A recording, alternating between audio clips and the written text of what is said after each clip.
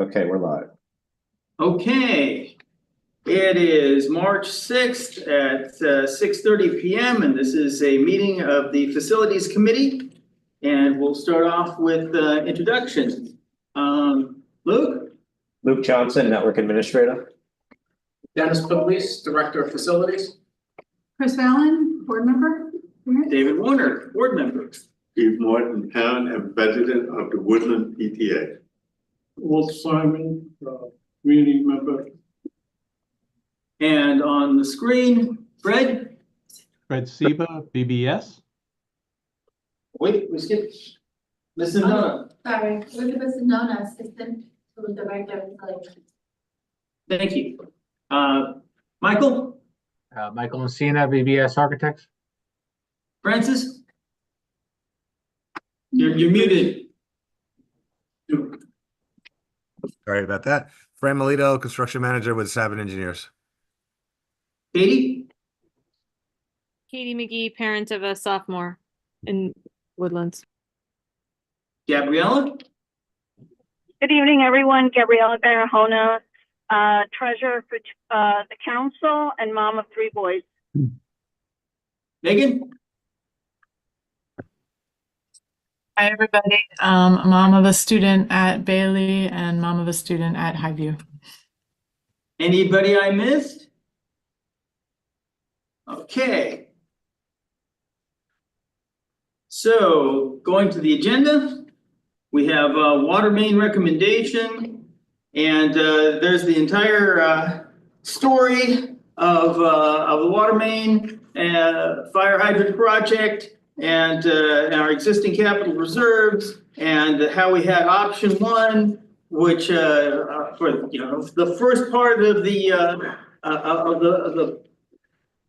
project has been taken care of because we passed a vote to release the funds for it, and then the question is whether or not we could complete the remainder of the project, and there's 2 flavors of that. And option 1 was complete the line just to the mansion, and option 2 was complete the line to the mansion and then close the loop such that we have a secondary water supply from Pinewood. And what has happened is there's a delta of about 800,000 between those 2 options. We have $1.6 million in funding coming back from the American Rescue Plan, and the question is, do we use almost all of it, leaving 0.2 to add to our reserve, or do we use some of it? And the committee, the Facilities Committee recommended that we go for it, we complete the project, and we took it to the board, and the board was a split vote, 4-3, that we complete the entire project, and then the board asked for a recommendation from the administration, and the response was, we want to go with option 1. Okay. And so in light of that, the question is, does the board want to change its recommendation or not? And we've been trying to get to that, but haven't done it. Last time, the last board meeting, we tabled all board reports, or committee reports. So we have not revisited the topic. We did get the budget under the budget for the school district, we think, under control. It's a little better than we thought it was. So if you scroll down to the bottom of the top of page 3, right?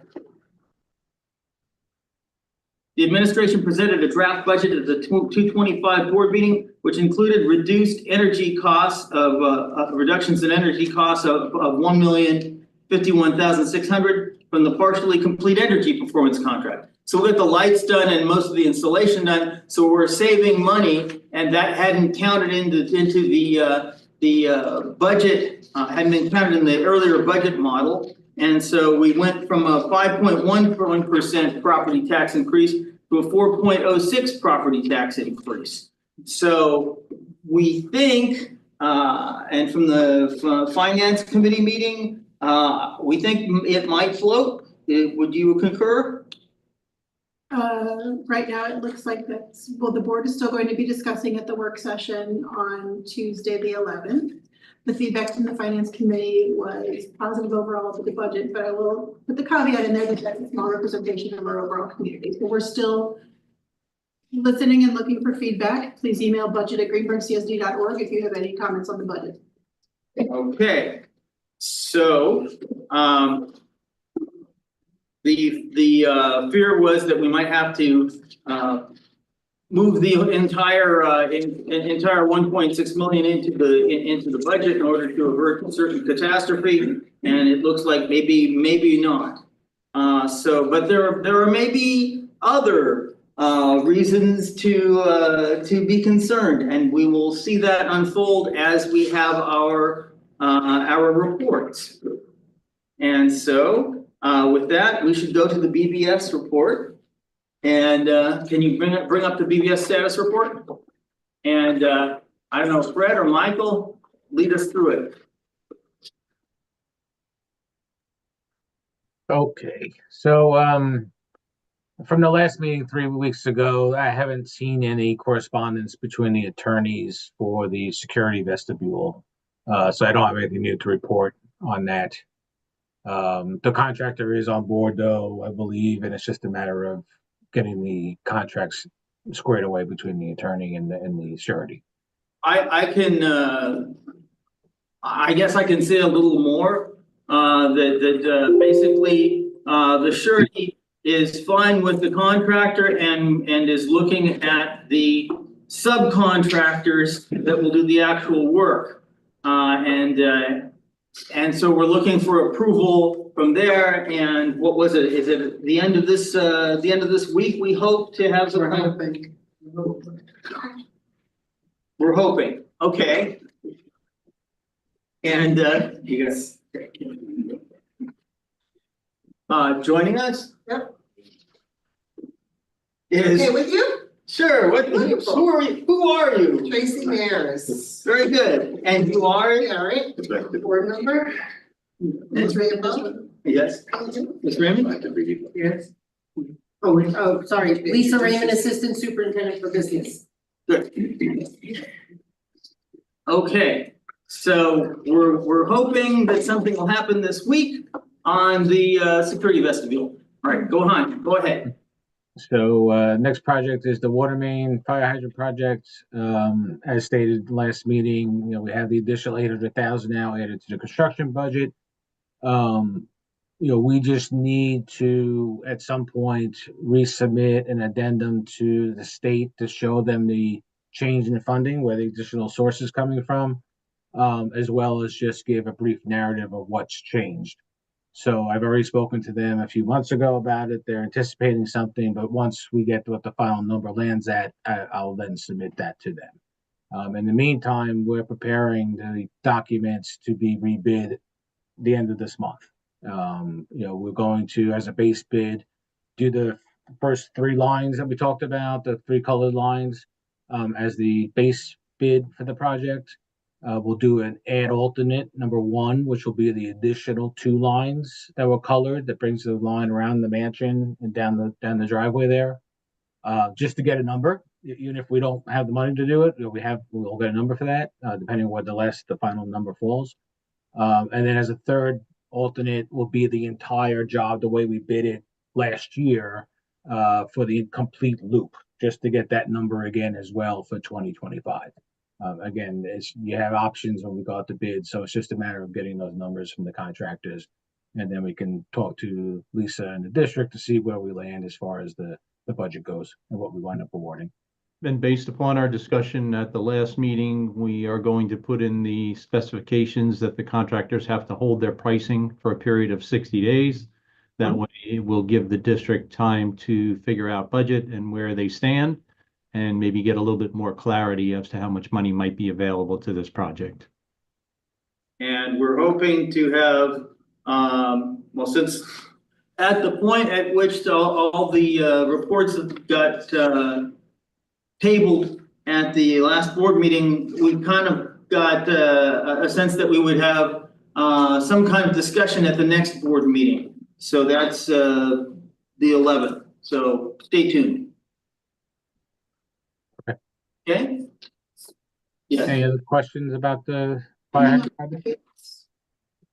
Wait, go ahead. Right, you might have said at the beginning, when I was handing papers around, was the timing of the bids? The timing, The timing. right, so it's mid-March. The project to be rebid in mid, I would say that we would probably bid at least a 3-week period. So that'll put you somewhere in April, with review, prove out of the low bidders. So sometime I would assume you would award in May is what I would forecast right now. okay, but those will be April, we'll be awarding it in May. So then So we that's have time time to- during the okay. summer to, yeah, work on, all right, complete construction in time for school opening. Right. The thought process there was regardless of what gets awarded, we would push to have the contractor do the main entrance down by the apartments complex where the water service comes in, off of, is that Pat Capone? And work their way as far as they can get over the summer months, being that that's the most traffic by the ECP and the transportation building. And then see how long it takes them to go do the rest of it. Okay?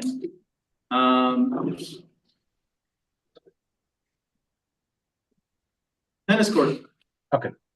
So the tennis courts, we had our kickoff meeting today, actually, for that.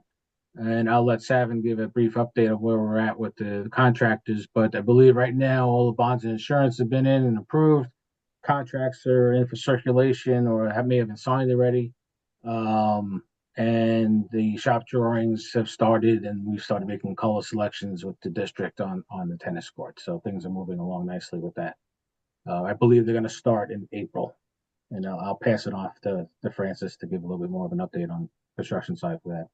Yeah, we said in today's meeting that the start date, I believe, is going to be, I think, April 5th or 7th. I'm not sure exactly the date, but it's like the first or second week of April.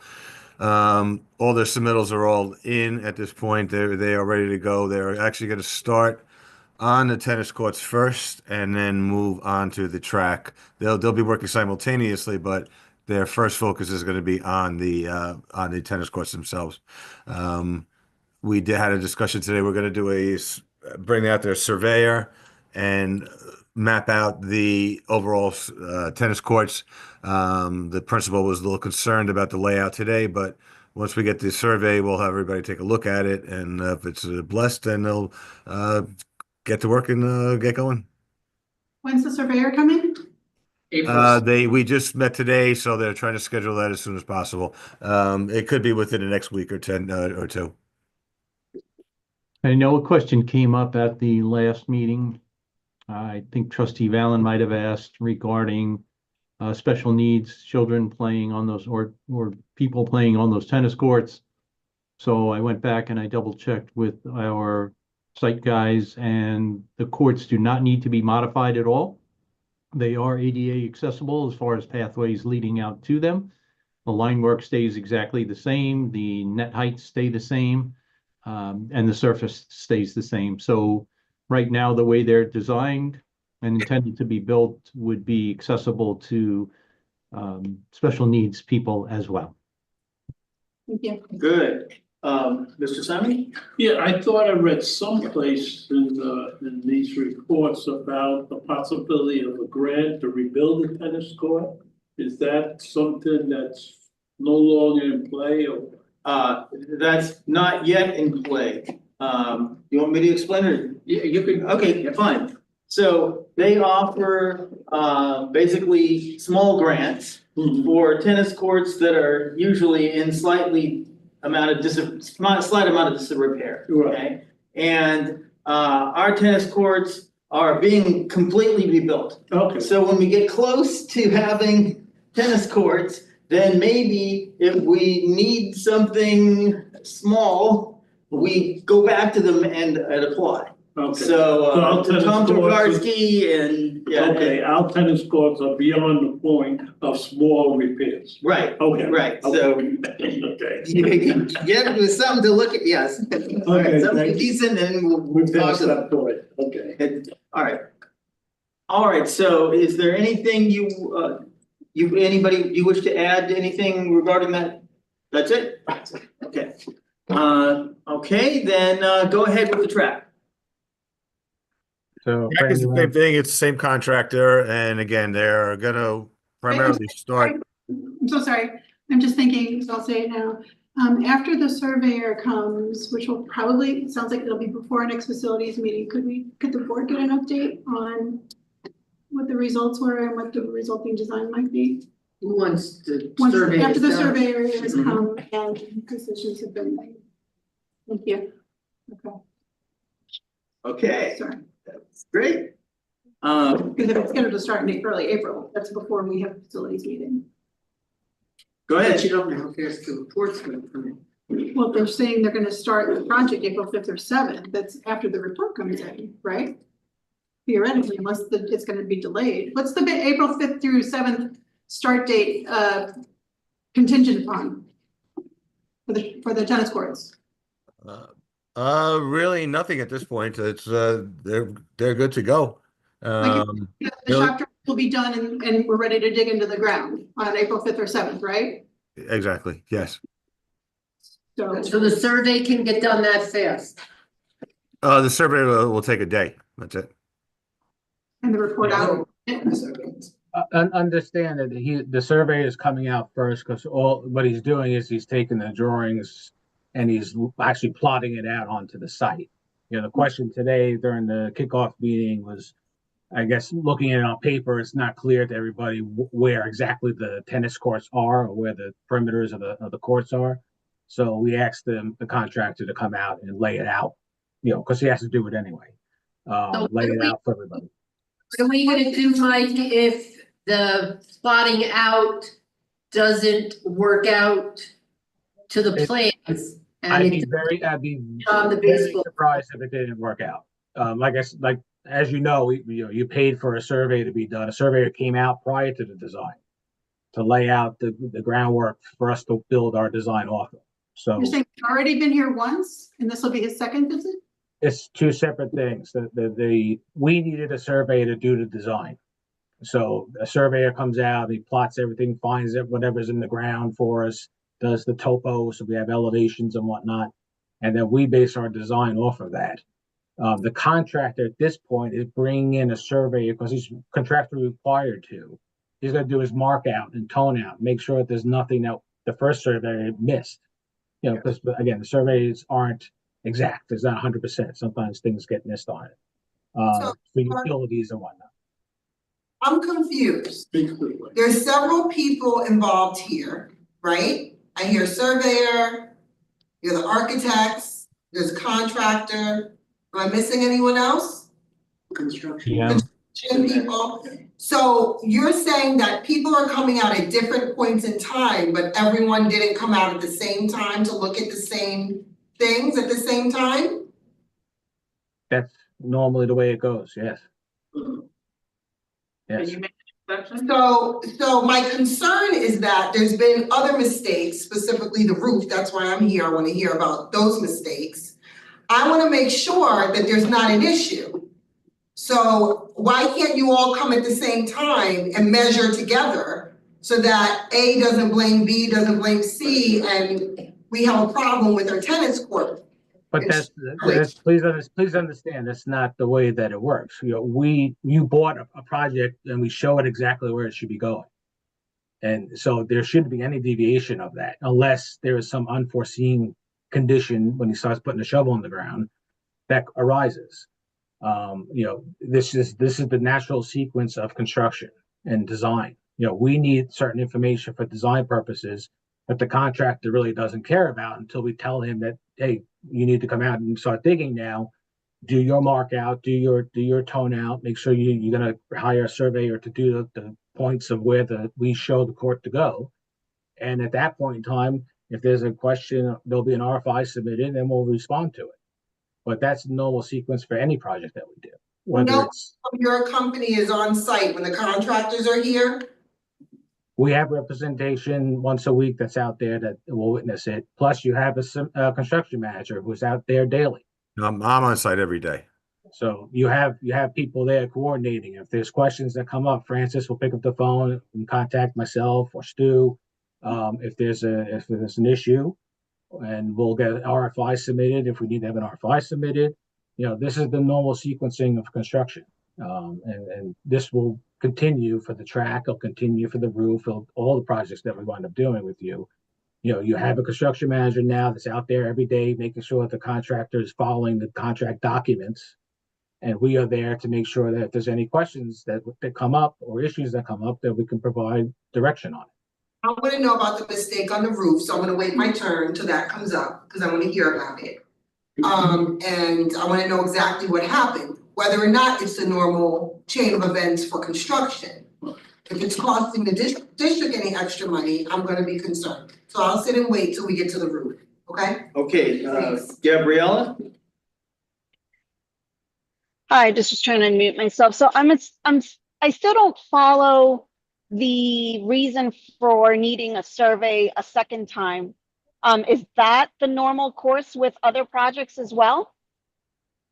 We actually don't need a survey the second time. We have the survey from the original, which is when the district hired a professional surveyor, brought him in. He did all of the survey work at that point. He did all of the topo so that we knew what we had to design. So we designed it. At this point, they're bringing a surveyor out, but he's just basically going to mark out the boundaries of where the tennis courts are going to go. And then he's going to recheck it for any underground that maybe the original survey missed, just to make sure we don't find a pipe or a dry well or something like that buried underneath where the tennis courts are going to go. So they're not actually doing a second survey. They're just doing a mark out of the perimeter at this point, and that's the contractor's responsibility. Okay, and there wouldn't be any information that would indicate a dry well or pipe. The reason I'm asking very specific is we're in a process similar. Obviously, the work in a school district is to a larger, magnitude or an extent. But we're kind of going through a similar process with Greenburgh. And I'd be very surprised if someone turned around at this point where we are, that we have very detailed plans, permits approved by the town, that we would need a second survey. Because the first survey, I would think, hopefully it caught everything, because I would be a little upset to have to pay a second surveyor to find things that the first person should have caught. Well, as Mike said before, they do bring out, mark out equipment. They bring out ground penetrating radar. They bring out metal detectors. They bring out whatever equipment they have. And the first surveyor brought that out and looked and identified whatever they identified to us that is on the survey. But what we like to do is then make the contractor responsible, almost like belt and suspenders, to have the contractor bring their own mark out team out and their own surveyor just to mark out the perimeter and double check and make sure that nothing got missed so that we don't run into any surprises when we start digging. And if I could just, I'm sorry, Francis. I just want to see if I could add a little bit to this. This is more of a tool for the contractor than anything. They're taking the drawings and the survey that BBS did already, and they're laying it out on the actual site so that the contractor knows exactly where he has to build the tennis courts. That's really what this survey is about. They're not looking to discover any new information. This is how any kind of a site project starts out. It's a survey is brought in by the contractor. They lay out their grid on where they're going to build. They stake it out, and that allows the contractor to start working. Again, this is not, they're not looking to discover anything that might have been missed. This is more just a tool that allows the contractor to go ahead and progress in his job. And I was just going to add that the district is not paying extra for this second surveyor to come out. This is part of the contractor's responsibilities, as Fred said. So there's no additional cost associated with that. All right. Can you just clarify? Wait, Walter Simon needs to Survey talk. Walter, Okay, first of all, nothing's free. It's built into the cost of the contract, so we're not getting the service free. That's number one. The other thing, after we go through these series of testing, who is ultimately responsible for the accuracy of that layout? Who takes it? Does the original architect responsible if something goes wrong? It's a contractor? Because I think that is something we're trying to avoid, that if something goes wrong, you get this. I'm not responsible, he's responsible, she's responsible. So my question is, if the layout is incorrect and that tennis court is built incorrectly, who is responsible for that? So the design of the tennis court and the layout of the tennis court is our responsibility. The information, however, that we design to is provided by the professional land surveyor that was hired by the school district, and we have to rely on that information for survey topo. So we rely on that information, we do design. So if there's an issue with the survey, then the surveyor would be held responsible. If there's an issue with the design, then BBS would be held responsible. Now, how does the school board distinguish the difference? There's no one on the school board who's a construction engineer or an architect. So how do they determine that? Well, for instance, if we start digging and we find dry wells all over the place and piping, a drainage system that's underneath the tennis courts that the surveyor did not identify, we would have no way of knowing that. That's the professional land surveyor's job to locate and identify that. Then that would obviously fall on the surveyor. If there's nothing underground and for some reason the tennis courts, I don't know, weren't designed properly, then that would obviously be part of BBS's design. So I think the lines are pretty clear as to the demarcation between what the surveyor is doing and what BBS is doing on the design end. Stu Gordon? Who's it? Is he with me? He's BBS. All right. Sorry, I You just had wanted something to ask, just to verify the timeline. And the first survey that was done ahead of the shop drawings was completed when? The first survey was done when this became a real project. So when the funding was secured at that point, I can't go back, but it was sometime last year that the survey was done. And the shop drawings were just recently completed? So the shop drawings get submitted once a contractor is awarded by the district. So that was just back a few months back. And yes, the shop drawings were all submitted for the courts, the equipment, and we reviewed everything and returned it all. So. And when that was submitted, when you say it was submitted to the contractor? Right. So the contractor submits it to us and then we review it and give it back to the contractor. Right. When were the shop drawings shared with our facilities and building team? Yes. Yeah. When?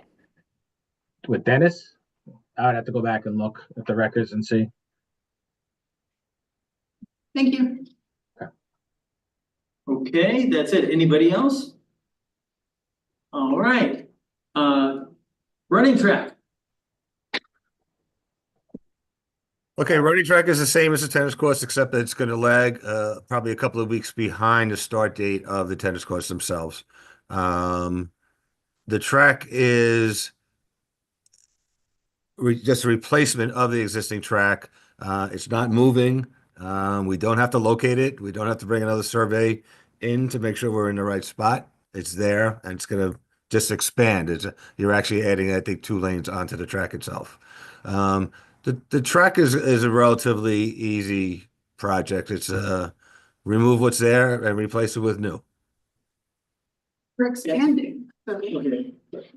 I have a question for the architect. I haven't seen a rendering of the track. Has it been talked about the actual color of the track? I know it sounds remedial, but if we're doing section 1, are we gonna have the color of the school? Has that been talked about with the director of sports and the principal? I mean, we have colors that are colored. We don't want a color of a visiting team.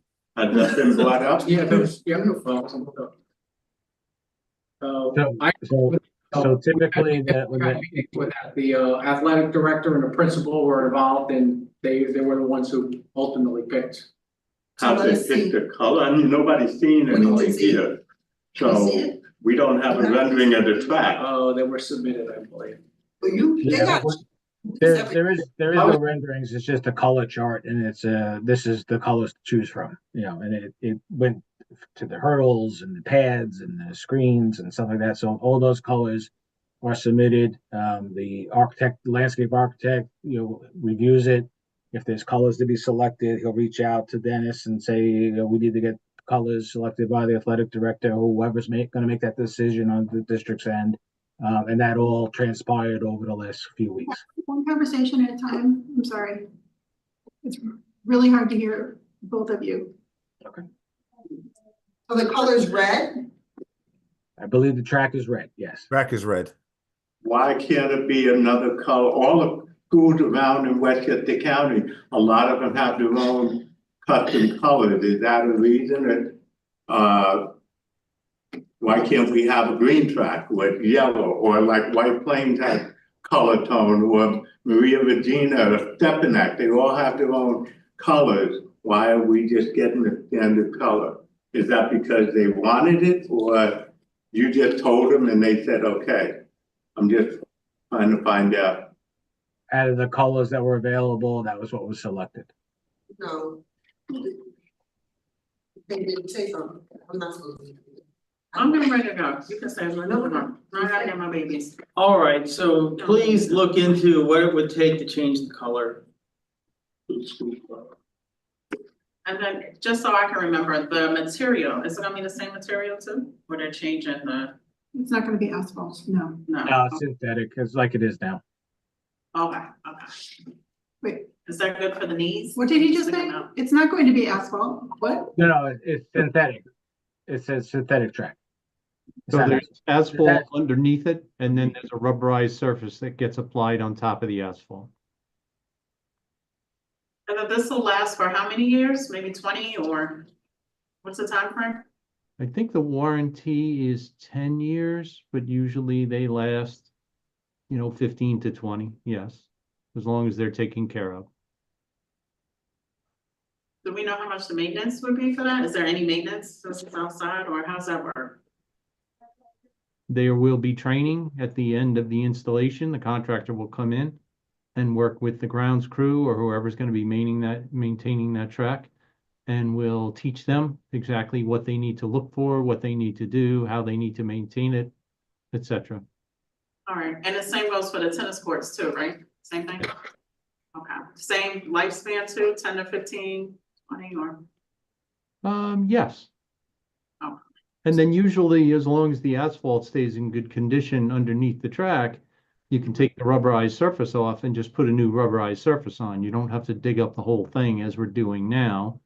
You can usually get at least one recoating out of the asphalt that's under there. So buy yourself another 15 or 20 years on top of that. So let me ask one more question. Two more questions. One, she asked about the tennis courts, made me think, can you do the same thing with the color situation with the tennis courts, or at least bring it to this committee where parents are and taxpayers are, and they can weigh in on colors? We don't want a red tennis court unless there's only one type of material. If there's material that can have different colors, at least let us know about it. Hello? So again, the colors are submitted and then they are given to Dennis and to be the point person. Dennis went to the AD director and the principal, and there were colors that were submitted and given to you to select from. And we're not picking this in a barrel.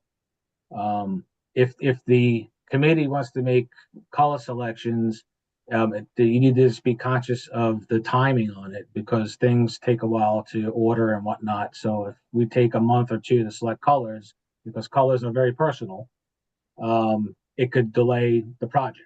So just keep that in mind. I have no problem going back to the contractor and telling them, hold off on ordering the equipment and material. They might want to change the color.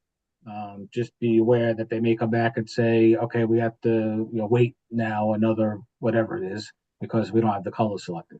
Okay, thanks. So this board, last question, this board is 2025. We're here with the committee, we're making, all these decisions about facilities. I fully, just like I have confidence in this board, I have confidence in the prior boards years prior, right? They put in a new track, I don't know how many years ago, they did some facility stuff, but something was wrong with the track. So what safeguards do we need to put in place this time to make sure, we're asking, Trustee Mann's asked about the shin, hurting the knees and the shin issues. There's questions that maybe we don't know that we're supposed to be asking about the health of the track, of the installation of the track. So I don't know what happened last time. I'm sure that they asked questions last time. I'm sure they had an architect and surveys and everything done the last time they put in the track. And then years later, we find out there's an issue. I think the standards have increased. The standards? The standards for what constitutes a good track. You go back 40 years. So when's the last time that track was put in? I don't know that. Okay, I don't know, maybe I'm not presenting my question properly, but I'm saying the last time the board or the school district did these facilities at that football field over there, that track, I'm sure they had to go through whatever the standard process was at that time. Mm-hmm. However, the track has issues. Other school districts, you're saying, well, there's more recently. Yes. Is that the issue? Yes. Okay, I'll accept that. Okay. But I just want to know, were the options of colors submitted to Dennis and Mr. McCoy? Yeah, And Yes. they were asked about the colors? Yes. Gabriella? And I'm sorry if I missed it, I was driving, is there an additional cost for certain colors or customizations to the track and tennis courts? Yes, there are. There are certain stock colors and then there are certain custom colors. So if you pick a custom color, there could be a slight upcharge associated with it. When these charges are brought up, like for example, is there a standard green instead of going to a custom green? Were these all the numbers given to everybody so that they could see it was only $4,000 or $8,000 for to have a green track and with white instead of it wouldn't be versus a custom color? Were any of these numbers brought up to the district? So there are, the standard colors, there are blues, there are reds, there are greens. There are a number of different standard colors that the track manufacturers offer. Sometimes school districts want to match a custom color, which is maybe their school color or something like that. Then we would have to go back to the contractor and find out if there's an upcharge for that, depending upon the selection that the district makes. Mr. Fu, please, was green presented at the meeting that you were at? Well, there was a slides, colors, chart, and the athletic director and the principal pretty much had the ultimate decision in that. I just wanna know. But there were there was all dozens of colors, yeah. Okay. All right, so, okay. Thank you. Yes. One last thing on the color. I just want to make sure that the school and the principal and athletic coach was aware that these are the standard. I think the ultimate goal should be just to duplicate the school colors. Okay, that should be the ultimate goal. Then you say, okay, how close will any of the standard colors resemble the school colors? And that might be, why not? You gave the closest you could at a reasonable cost. Then you say, okay, what if we get the exact color? What is that? And I think that's the way It should have, I don't know if it was, but should have been presented to the school that way, so they can make a decision. But to come up with a red, and the school Doesn't make any comments, sense. it just doesn't make sense. Doesn't make sense It because the doesn't. branding, It's like doing we're a gonna be kitchen. section one, we're gonna have all these different people coming in. It doesn't make sense to just have a standard red that matches Rye or matches some other school when we're supposed to be branded. We don't put red uniforms on our basketball team and go out there, God forbid. Well, track is the same way, it should be treated the same. Yeah, it should be refreshed. Again, it's like you rezone a kitchen, but you're not really doing any updates. You're just replacing your appliances with the same thing you had. So I don't know what the mindset was going into this meeting with these colors, but I think we could have did a better job picking out what I think the students would maybe like best too, right? So that's just my 2 cents. I graduated from here. The track color is the same color when I was here. I graduated decades ago. So it'd be nice to refresh it and revitalize it and make it someplace, you know, with a little more to our name. That's how I look at it. That's just me though. But Mr. Fu, please, how do you feel? I said the athletic director and the coaches and the principal, this is your building. I mean, you wanna go for standard, like, I think the tennis courts that went for standard US Tennis Association colors, the blue. Kind of like where you see the same as lapel, on the way in, the same colors like that. There's concerns with like certain colors are gonna hold the heat more. That was, we discussed that, so that was part of the discussion. But ultimately, you know, the athletic director and the principal made the decision. Okay. Let's revisit it. Anybody else? I just want to say one more thing. Sure. I'll be less passionate about it. I get very upset because this is an excellent school district. And we get judged on so many different levels and different things. There's people who visit. You made a very good point about section 1 and schools visiting, using our track. And I can imagine, like I say, years from now when we're not here, none of us are here, we've moved on from the school board, parents have graduated their children, and you have new parents coming in and they're going to do an upgrade. They would say, why would they choose red? Like, why? The school district colors are green and white with yellow accents. It's been that way since I went here.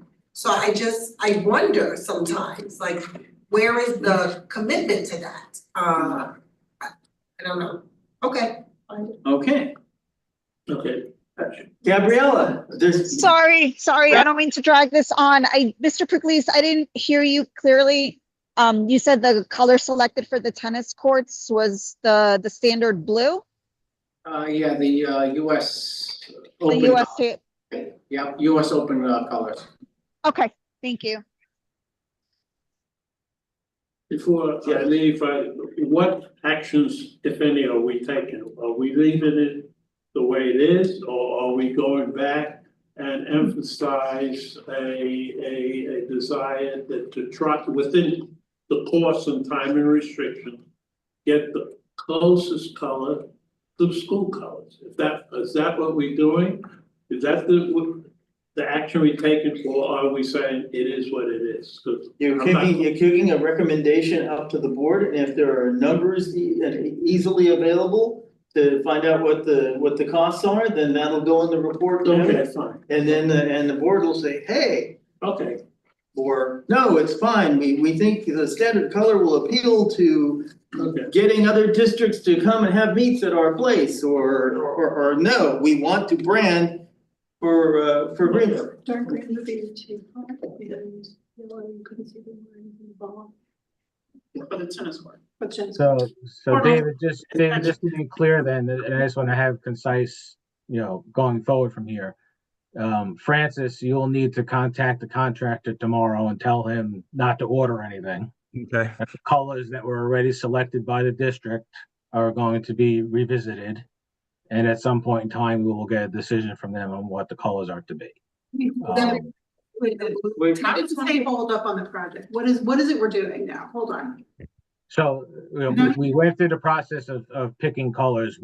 Please understand, BBS, that we don't pick colors. We give it to the owner to do. So So video I'm sorry, we're all talking at once, I apologize, but you're saying hold up because you're hearing this conversation, but is this committee officially recommending something to make them hold the project? What are we doing, Dave? Trustee Warren? The committee is going to go to the board and report on what happened in the meeting. So if we have a recommendation that we reconsider the color and they order. Has this committee recommended them? Because I haven't heard that motion made nor voted upon by this committee to go to the board.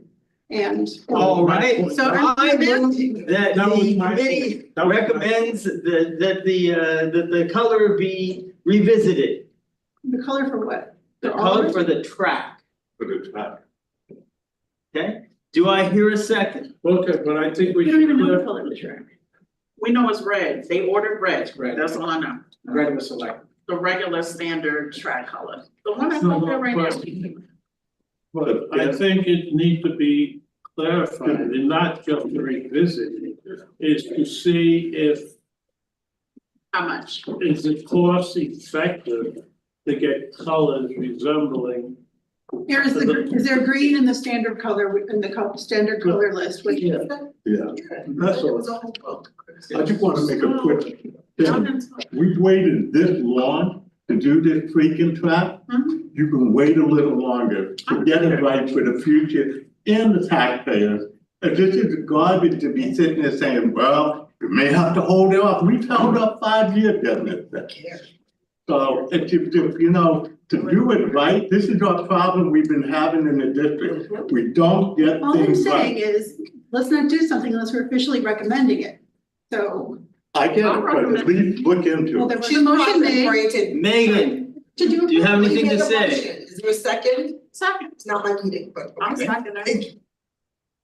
That's not a problem. So, Mr. Pugliese, in your meeting, you guys didn't discuss the cost, like if it's standard cost versus the. No, there was some colors, I know, like, He called on Megan to speak. Oh, So sorry. if we could let David. I didn't see it in here, sorry.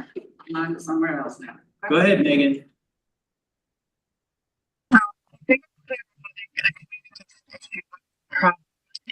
Can't hear you, you can't hear you.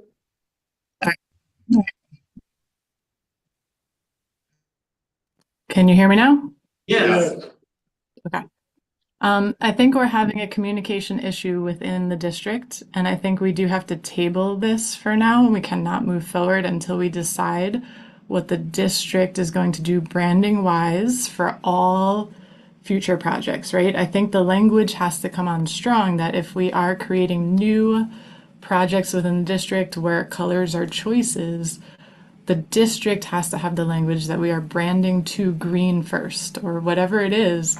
And I think what we're hitting is we haven't had this conversation before because we haven't had these type of projects where we've had to choose colors long term for the future for our district. So we're circling, and I think it's good though because we see that it matters to us. And we do want to take the opportunity to brand where we can in areas that are going to impact us long term, as well as district countywide, right? So personally, what I'm taking away from this is I would like to revisit the color options for the track and go to some version of green if it's within the realm of normal options.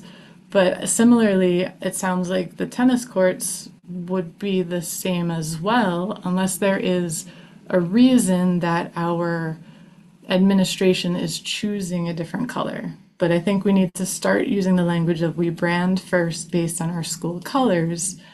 If we can't or if we choose something different, then there's reasoning for that.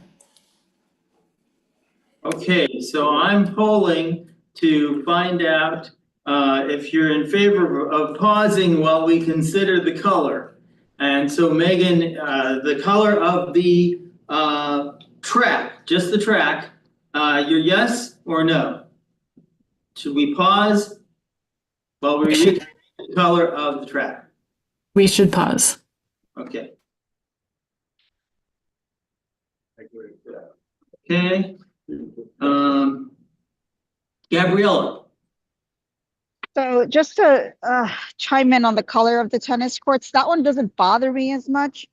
The reason the USTA uses blue, it's to enhance the contrast between the court and the color of the ball.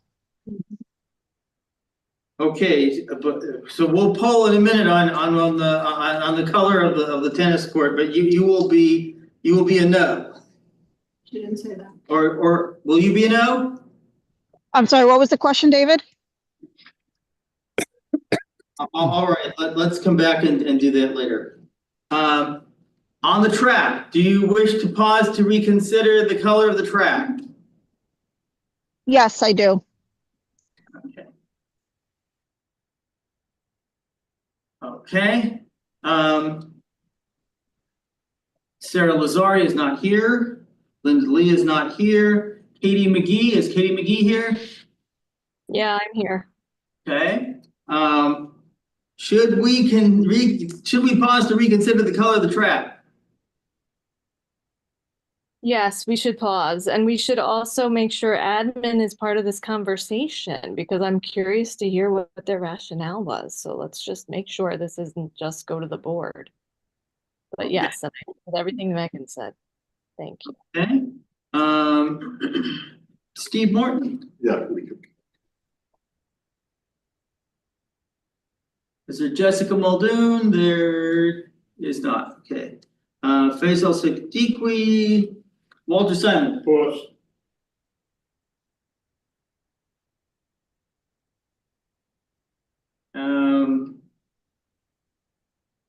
Yes. Adonia. Yeah, I think, yeah, pause this thing, that's fine. Chris? You know, I'm never a straight up yes or no person. I'm gonna say we already have, to Megan's point, it's a very good point. I'm just gonna note, for those that don't know, we already actually have a style guide. We went through this ages ago. We have specific colors. There's even like all the official numbers to the colors in there. I'm trying to find it because I don't know if it's on our new website. So I'm trying to find it. So I don't want to pause. I want to look at what the standard greens are with that fall under the contract and are no additional cost, and understand why green was not chosen. Is it so far off of our standard colors? So is that a yes or no? I don't want to pause. I want to find the answer to that question and move forward. If a green is in there and close to our colors, let's move with the green. So my thing is, You want to abstain. but my second point is, if a green is in the, Point of order, there's a motion on the table. I'm saying, Okay, Abstain. I'm gonna make another proposal, Mr. okay. Simon. But I I will think the pause. proposal that, please excuse me, I don't recall the name of the woman who said that we should get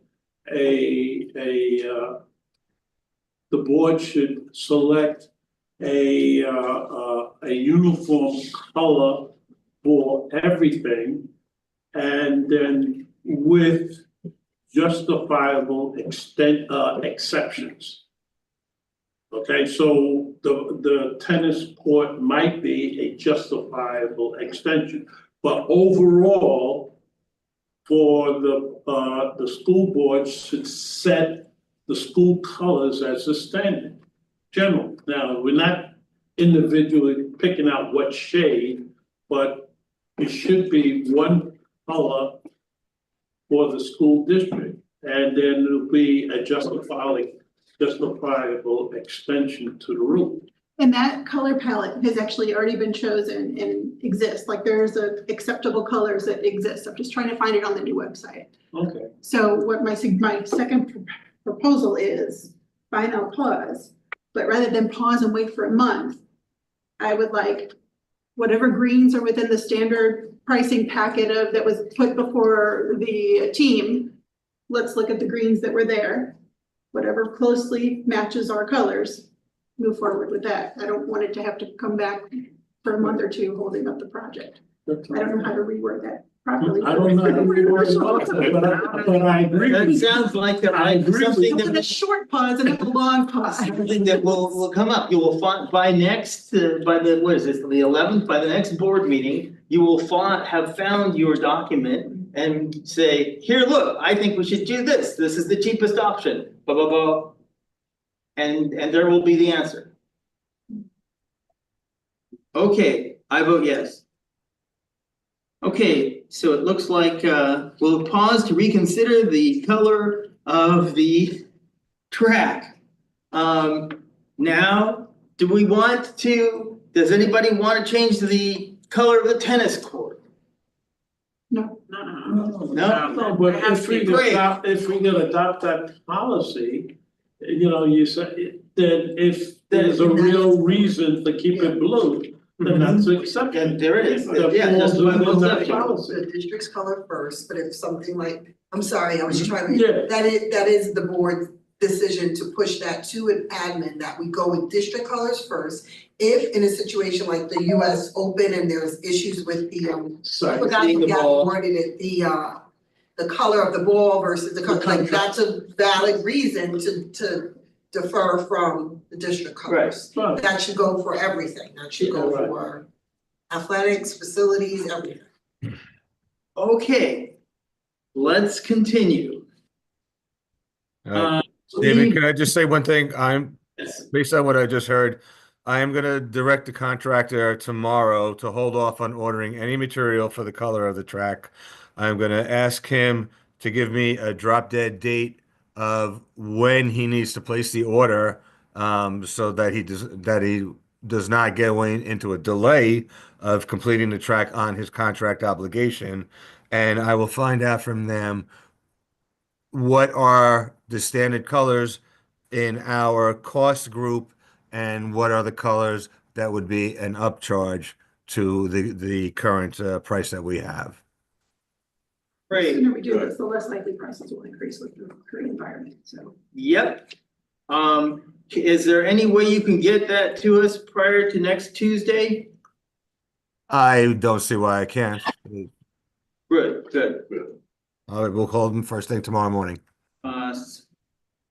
Coming. Francis. Okay. So what? Okay. Next item, roof replacement, Woodlands Middle High School. Roof replacement work started about 2.5 weeks ago. They have replaced 3 sections of roof so far. Roughly, I think it works out to be about 18% of the overall footage of the building. Excuse me. They've primarily been working on weekends to appease the staff and not interrupt the students. So it's been Friday nights, Saturdays, Sundays.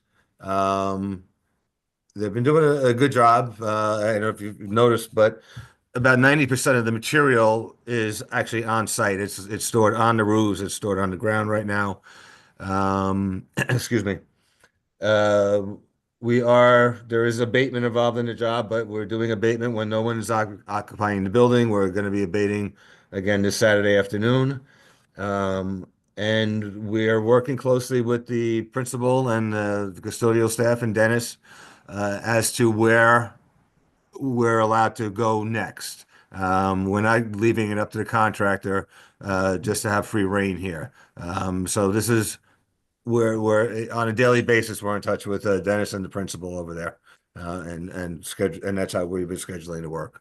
But again, it's 2.5 weeks that they're into the job right now. I noticed on the notification that's posted on the doors of the building, it said non-friable. Could you tell me the difference between friable asbestos and non-friable asbestos and how you get rid of it?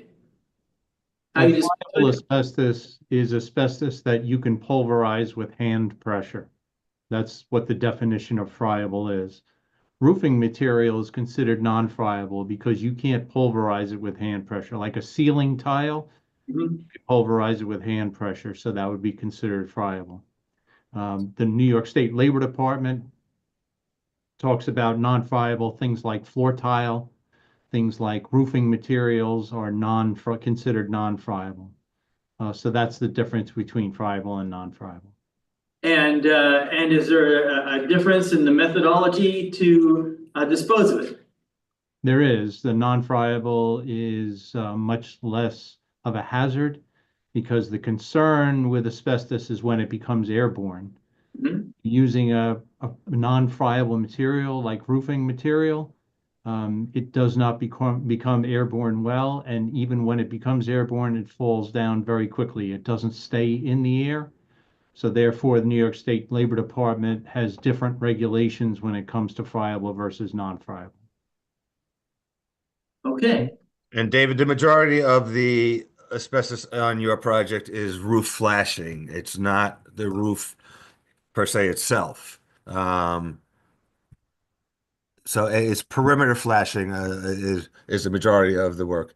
And you have that's hired by the district. You have a environmental company who's monitoring and examining the work that the contractor is doing. And he's there the entire time that the abatement contractor is on site removing material. As well as taking air samples to make sure everything's safe. good. Any questions? Any questions on the Woodlands High School roof? Not at this point, okay. Are we going into the next session? If someone calls for exec session, at the end, we'll go into exec session, if you have a reason to go into executive session. Okay. Okay. Want me Okay, to continue? continue. Okay, so the high view windows, kick off. Wait, Katie? Sorry, it was a little delayed reaction. But President Mayer said there was a mistake made or something when we first started the meeting. So what were you referring to? I was told that it's going to turn into a conversation that needs to be an executive session, so that's why I just asked about executive session, but they said at the end of the meeting, right? Yeah. Okay. You'll be there though, right? You have approved, is Katie an approved member on your committee? Yes. Okay. Okay. Okay. So high view windows, we had a kickoff meeting on 1/15. Francis, I don't know if you want to update anything on that. Yeah, I spoke with the contractor this afternoon. Orders, all the shop drawings were approved by the architects. The order was released last night, or actually this morning. We're looking, typically the order is fabrication time is about 16 to 18 weeks. So we're expecting to have materials barring any kind of material delay, probably sometime in the beginning to middle of July. Originally, after we had to switch contractors, we thought we were going to be delayed on getting the project done before the end of the summer, but it looks like we'll be able to get in and out and be complete before the end of the summer on that project. Good. So mid-July if there's no delays for the Yes. start of installation. Did I understand that right? Sorry, mid-July for the start of installation if there's no delays? Yes, again, we're waiting. Delivery is expected by the middle of July. The project itself is a 2 to 3 week project.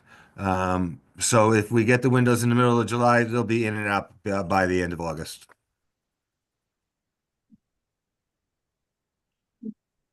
Okay. That's awesome. Good. All right, continue. District-wide district-wide EPC project. I don't have any updates from 3 weeks ago when we had the last meeting. So I think we're still waiting on a lot of equipment still, the solar panels. They are working on some gas lines and some other things, but I think there's nothing much more to update on that. And we have some pictures of things. When we go through and walk through our pictures, it'll probably, some things will come up. Okay. Okay. RJ Bailey, the flat roof there was a kickoff meeting held on 2/3 with Milcon, and I'll pass it over to Francis for an update on that. All right, and we're actually going to have our on-site meeting next Tuesday. Dennis, I just got in touch with Milcon this afternoon. So we agreed that Tuesday was a good day. They were going to do it at 10 o'clock. I'll send out the invite tomorrow. They're going to present an updated schedule and a staging plan that will meet over at the school with the principal. Again, we're looking to accelerate the schedule on this project. Originally, this project was going to be a summertime project, but being that we have, or the district has programs in the school, we've asked, and the contractor has actually volunteered to start this job earlier, in April actually, and hopefully be 99% complete before the beginning of the summer, which would allow the district to occupy the building for the summertime. So again, we're going to have a meeting with the contractor and the principal and the staff on next Tuesday. And if we all agree to this, then we'll get this job going in April. So is this weekends and nights that they'll be working? That's how they'll handle it? Okay. Exactly. Okay. Questions on that? Do we, just because it is closer to homes, unlike Woodlands, will we have to notify the neighbors that there might be lights up at night at all? You have a parapet around that roof that is pretty high. Even if there are lights up on the roof, I don't think you're going to get a lot of light pollution coming off the roof itself.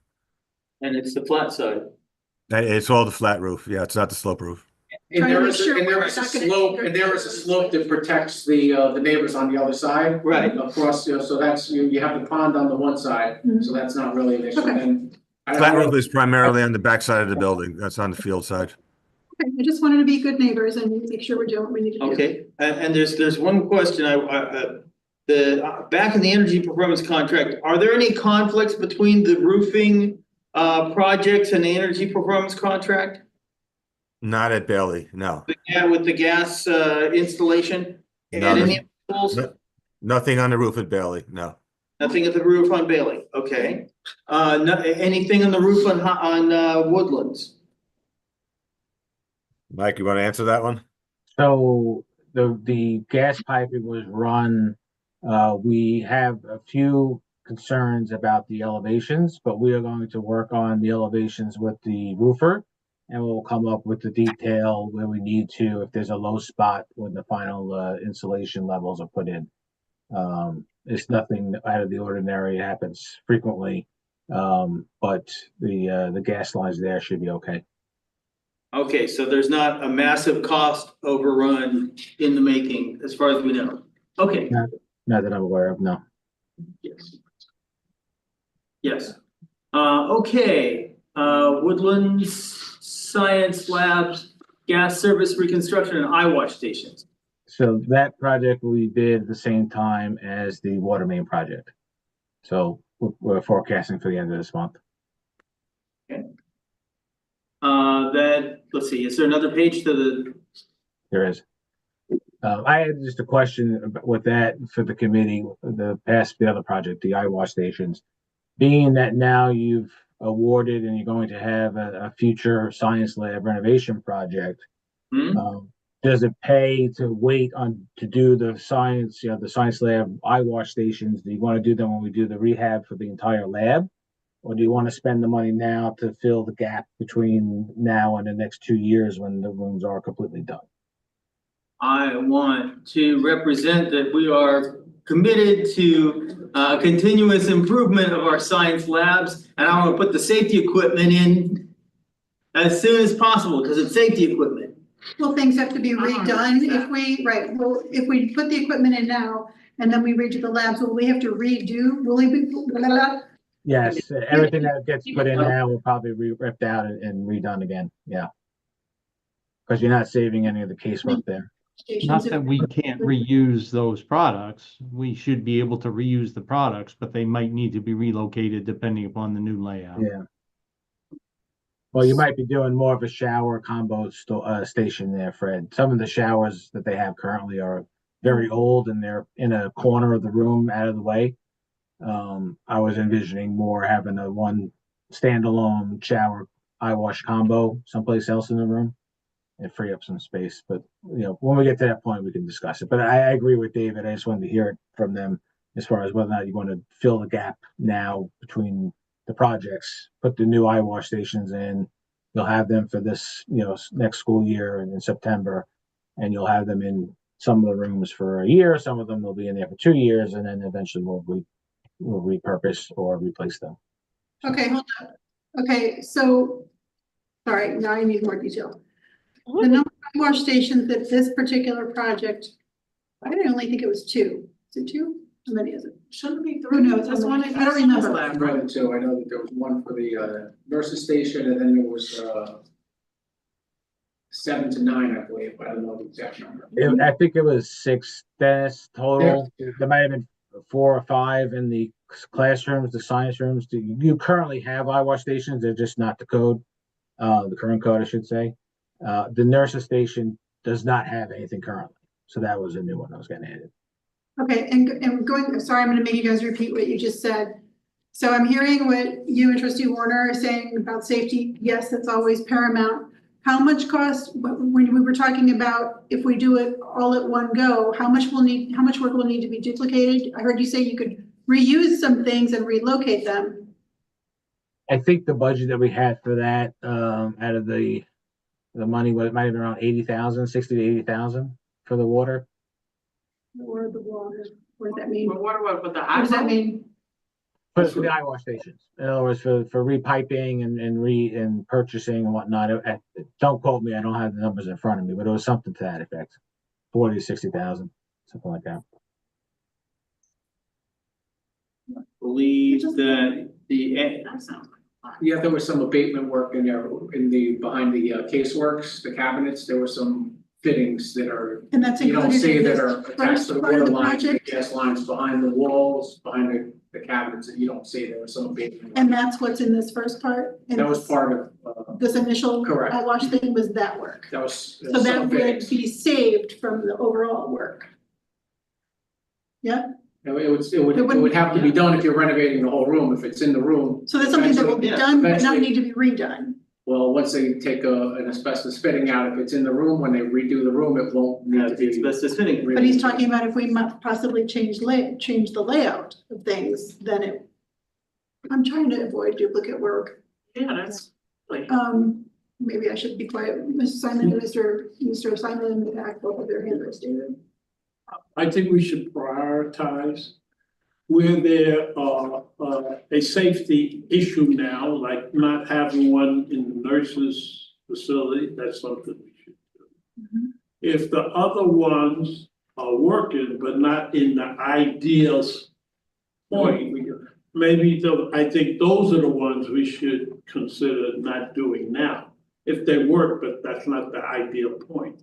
I think we had, we saw 2 eyewash stations and one was in pretty good shape and one was not in pretty good shape. That's why I only remember. Yeah, two. so the ones that are not in good shape, we place now, but the ones that are working, then I would agree with Chris, why? I think the one that worked, the concern was, while it works, the drain is rotted out, and so while you'll get the stuff out of your eyes, it'll drip down into the floor beneath.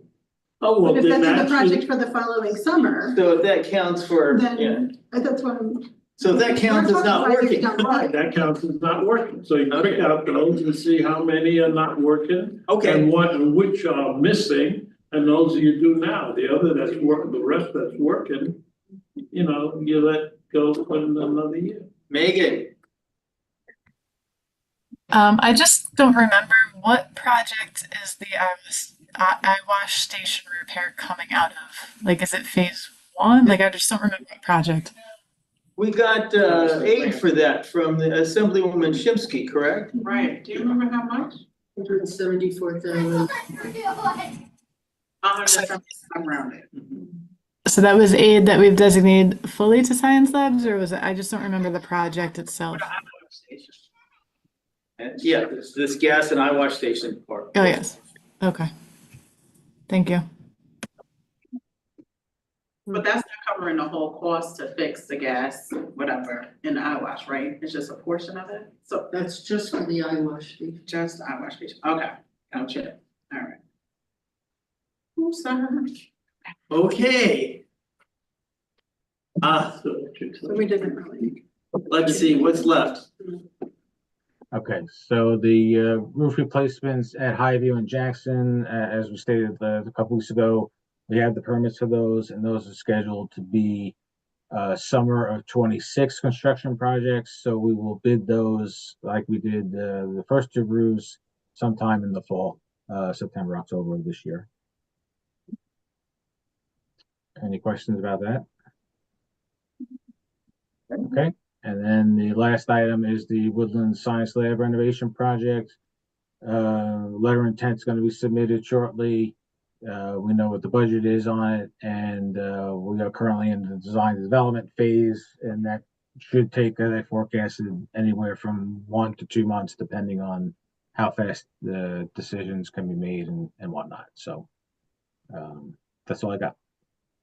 Okay, let's do a picture walkthrough before we go on to our lesser size projects. Yes. Fine, but when it comes to the science lab, have we decided up, down, floor, or one floor at a time? Or is that gonna come out of what they're working on in the design development phase? I thought they preferred don't one remember. side and then the other side, Okay. so, right, Right. okay.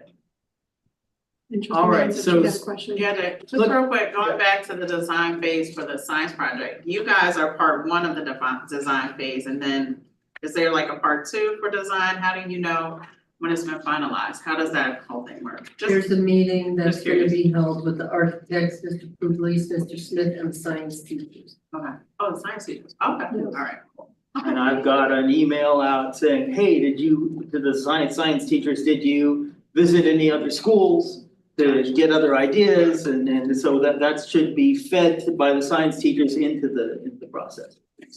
But did we give the contractor a final recommendation of how they're gonna treat the high wash? Or No, we didn't. we talked about it, but we didn't make a decision or make a recommendation, what we're gonna do regarding the high wash. Well, the problem, what I think is going to happen is that there are 2 eyewash stations and one is non-functional, and the one that is functional has rotted out plumbing. Yeah. So the number of stations that we can delay is 0. So I think Okay, there's only two existing stations. So they're gonna go proceed as planned. I think, so that's what I'm saying, it depends on the No, no, no, conditions, no. right, Okay. so they But have I'm to get it saying, we're first. supposed to give recommendations Yes, to the contractor. yes. If we are not sure what the recommendations are, how could we give a recommendation to the contractor so they can do their job? Now, we said we have about, what, 6 to 8 washers, and the question is, do you replace all of them now and run into the possibility of duplicating work, as Chris indicated? Or do we identify the ones that have to be replaced today, plus put one in the nurse's station, and the others leave where they are if they're working? Now, that's what we talked about, but I don't know if we ever made that a formal recommendation or some other recommendation. So we've made sort of a conditional recommendation depending upon the status of the existing units. Then that Right. should be our recommendation. It is. So, okay, but I'm looking and saying, my knowledge of the situation from having walked around the science labs is that we're not gonna do anything different. But, all right, tell me, do you know of more than 2 eyewash stations in the science labs?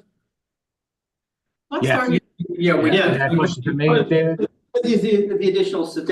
they're on faucets, you might be talking about a shower, there's 2, and those are, Yes, I think if you ever started that one up, it would be a problem to shut it off, but in an emergency, it would I'm work, pretty sure it would work. yes. But the eyewash stations themselves, like they're attached to a faucet. You push the button in and there's, every classroom had functioning units. And So, in other words, what we're directing them to do is to go and look at the ones that work. yeah, every classroom did have, we went around and replaced so that we had at least one in every classroom. But what happens is the kids, they do take them off. And they disappear or whatever would happen, but we did go through every science classroom to make sure that there was a functioning eye wash station on the faucet.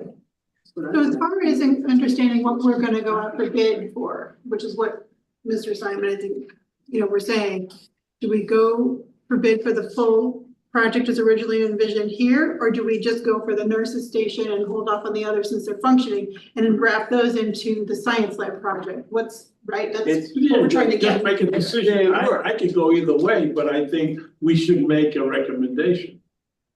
So if the recent I need replacements, to find out how long that grant will hang out there and wait for us. You knew my Without question. us having to forfeit the funds. Right, But we have the money in house, don't we? but You have to pay for, you have to pay spend it before to you get it can back. get it, but if Oh. DASNY will only hold the money for X number of years, and then we forfeit it, I need to find that out. All right, so there is no recommendation, I guess, until you find out how long we have to get. and what condition the eye wash stations are in. Okay. well, If taking the inventory, please, differential, 'cause I if the can't. differential in cost is not significant, I think we we'll just do it. yes, And, if we're talking about a small differential and the possibility of losing the grant, then I would say just do everything. I agree. I don't wanna wait a month to come back and have a recommendation. We should do that contingency. Yeah. Thing, so we can move forward once Ms. Raymond finds out. I agree with what Mr. Simon is proposing, Well, how much Great. does it cost to replace the eye wash? Do we know? Is it the 175? but we probably should make it an official order. I need to know money, Could dollars. how much the it contractor just give us a ballpark feel of what the differential between doing half now and half later, or just doing it all? You have any feel for what that cost differential might be? It's hard to say, Yeah. but I agree with David and the others that you should just do it now. It's not that, we're not talking big dollars here for the eye wash stations, and it brings you up to current code. Yeah. Megan. $25 is a lot, isn't it? Megan, your hand up? Yeah, I'm sorry, Yes. $25 is a lot. That's not cheap. Sorry. Speak to us. I think since it is a grant funded project and we know that we really do need to use up grant funds as quickly as we can, that we should just continue with the project as is. And then on the back end of it, we just emphasize trying to reuse materials as much as we can when we bring it into the science labs in the future. And I think that's where our focus should be. But we just continue with the project the way we have it planned. Great. Okay. And I don't hear any sounds of disagreement. Pictures. Just click on the first picture and we'll just zip through everything. Okay, what is this? Luke, what is this? Yes, so this came from recently at ECP, this is the before pictures, we had a wiring project to clean this up, basically. This was a culmination of basically several years of wiring work. And the after pictures, let me go to the after here.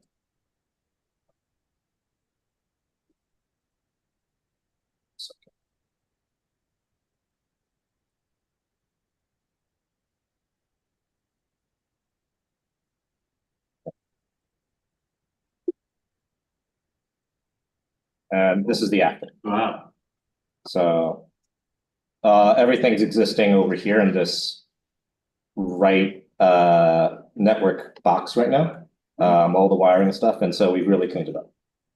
Yeah. Okay. Who's we, Luke? I'm just curious. Us and the vendor. Vendor. So you and the vendor did it? Yes. Gotcha. Oh, thanks. Okay. All right. All right. That's LF Jackson, the gas main, the trench work. That's where the pipe is gonna come out of the ground and eventually connect to the building. Okay. It's the same picture. That's a drain. That's it. Natural Yes, gas. like Oh, natural natural gas.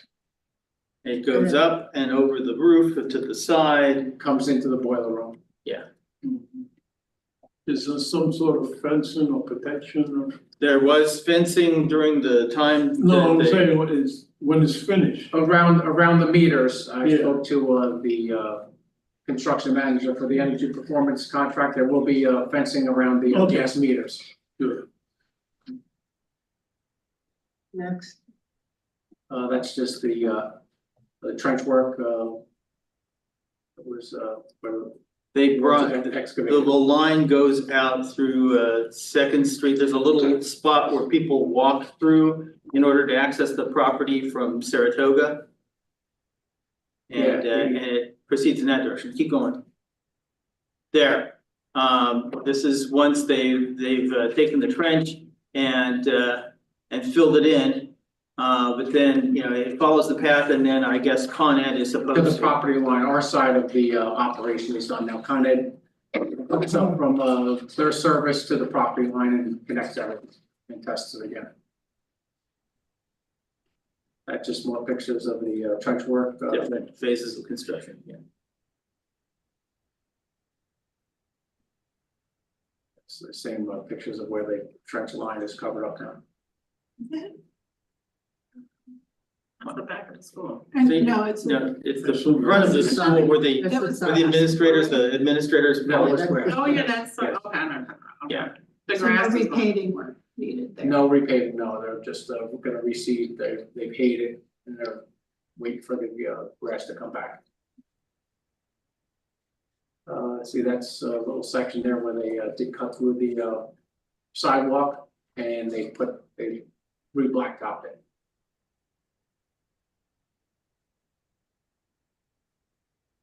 This is just Earlier version. yep, during construction. See the fences? Right. This is a manhole cover down towards Pinewood Road. We had water seeping out of the manhole and the town sent us a notice to correct the issue. I had a company come in and pump out the manhole and clean it up a little bit, and now the water is no longer coming out of the manhole. There's a lot of groundwater in that area. So now the groundwater is coming out through somewhere else down the street. This is a picture of the pads at RJ Bailey in the gymnasium. These are the ones that we've been talking about that were on order for a while. They were delivered and they were installed just this last superintendent's conference day. They were installed by our people, our maintenance staff. I held a in-service for tool safety and how the proper use of equipment. And we saved about $5,000 by doing that ourselves. And we got a nice training day, so it's nice we're building our maintenance team and being able to do this now. That's right, yes. I love when we save money. Yes. I'm sorry, I get Next excited. slide. Yeah, that's just another picture there. There's a couple more there. These are the participants, our two maintenance mechanics. Any way to zoom in, yeah. Yep, our two maintenance mechanics and our ladies that took place. Can they take Yeah. her? Yes. Penny awards for everybody. And it looks sharp. And that's a different angle.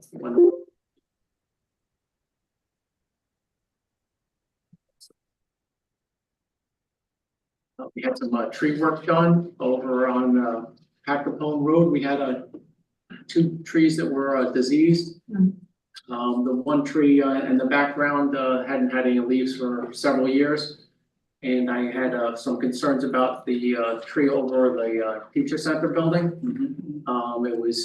I wanted to prune it, but the arborist said it was diseased and it should really come down. So our plan is to plant another tree on the in between where the other one was towards the early childhood building. So hold on, Ms. Louise, why are we keeping this? Is it gonna grow into another tree? No, that was they cut it down on Saturday, and that's just I guess they ran out of time during the day. Occasionally we'll we'll do that and we'll finish that this weekend. Yeah, that's not the finished product. Yeah, cause I was Yeah, like. no, they don't, we don't need. Oh, all right, I thought I'm on my way back. a falcon.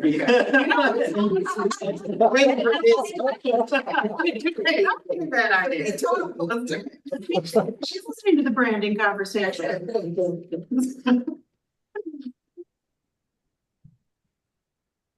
This is the trench work that For your light. our maintenance staff will be talking about. Yeah. I know, Right? doing Yeah, trench you drove work. it. It's on, it was working. It works. No, this is the one that goes down to the V. The V light is on tonight. Sorry, I thought it was. Please, Yes. the previous photo. Can you go back? Go back. Yeah, is anyone, that makes me think of across the street, across the street, they have the gardening thing, is anybody keeping an eye on if that's moving? The garden? Is moving? What do you mean? In previous years, it used to be. Oh, no, small. it hasn't expanded, no. Not yet, it hasn't expanded. There have been allegations on the garden lately, that's correct. Cause every time I know they're doing something, they put up a higher fence, Yeah. and I was like, But that garden is for the public, right? Correct. Right? Okay. it's for the town, The town of Greenburgh. It's our property, let's be clear, because we're on camera. It's our property. Okay. We have an agreement right now Okay. where we grant use to the town Gotcha. for the farm. But let's be clear, it is our property. Yeah, Okay. and they expanded the space area. Gotcha. These are our Without conversation. these are our maintenance mechanics, working on the trenching, to get the. For the light that is now on the corner. This is, the roof of Woodlands High School. This is some, material that's up on the roof right now for the project here. That's a section of the roof that was, just recently completed, yes. That's a TPO type roof. That's gonna be, APDM, I believe. TPO. TPO? Yes. TPO, yeah. And this is just another, view from, before. Some more materials, different areas of the roof. Before picture.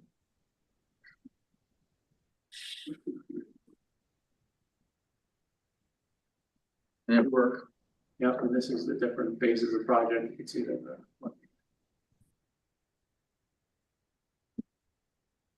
This is the solar carport. Is that the battery pack in the back? No. No, that's That's a storage trailer, for- and that's the it's work to the trailer. right, yeah, Okay. well, we have another picture, we'll get to it. I think That's the trench. That's the trenching that we were fighting the weather for a little bit there. This is the pipe, gas pipe, that is LF Jackson. No, Yes, is that? That's Yep. LF Jackson. I thought it was Greenburgh. travel over the roof, comes down the wall. Did you get a chance to look at that bump at LF Jackson? Yes, I did speak with the contractor. Keep going. You're gonna fix it. That's There's the the asbestos asbestos notice. notice. Yeah. Showing the, okay, here we go, battery energy storage system. There we go. What's that? So that's High Point behind? Yeah, but is That's that the- the battery storage? facility? Yep. Yeah, Okay, I'd like to make a comment on, the specification for the battery storage facility in the town is more rigid than the state requirements. The school board adopted the town requirements, so we have all the setbacks and everything else, and, okay. A recent incident that occurred in Yonkers, I think we should be aware of it. In Yonkers, they want to put in a battery storage facility. And it got all hyped up in politics and hysteria. And now the local people are saying that the battery storage facility should be like a mile away from the housing.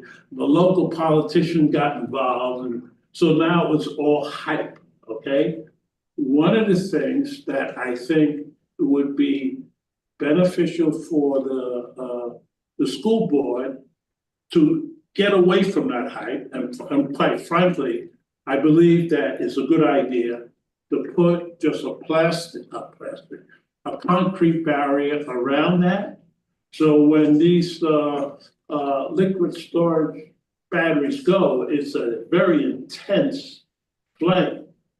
And so that would make the flame go up as opposed to going around. And it could be a concrete wall. So the incremental cost will be very small. Plus, you'll be able to step away from the hype and say, no, this doesn't apply to us.